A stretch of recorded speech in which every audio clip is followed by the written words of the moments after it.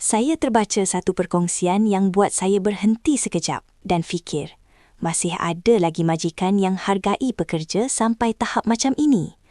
Seorang staf di D Herbs Holding Sdn Bhd kongsi pengalaman dia bila dia dapat peluang pergi umrah sebagai ganjaran atas usaha dan dedikasi dia sepanjang bekerja.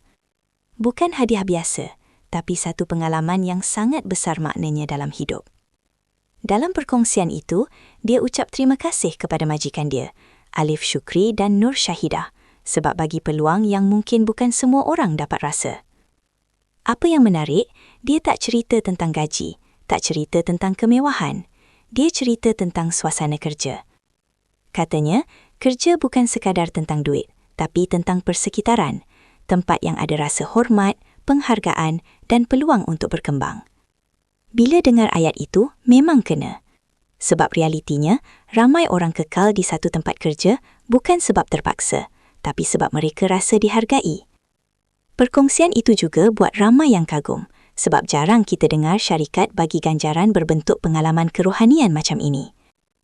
Dalam masa yang sama, nama Alif Syukri juga sebelum ini pernah dipuji sebab cara dia jaga hubungan keluarga.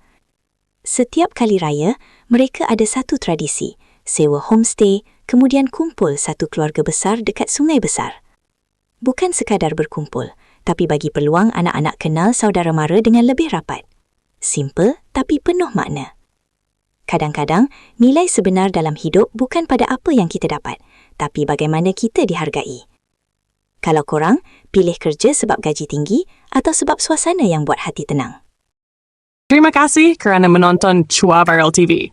Jangan lupa like, komen dan subscribe untuk terus dapatkan update terkini tentang dunia hiburan Malaysia. Jumpa lagi di video seterusnya. Stay tuned untuk lebih banyak kisah sensasi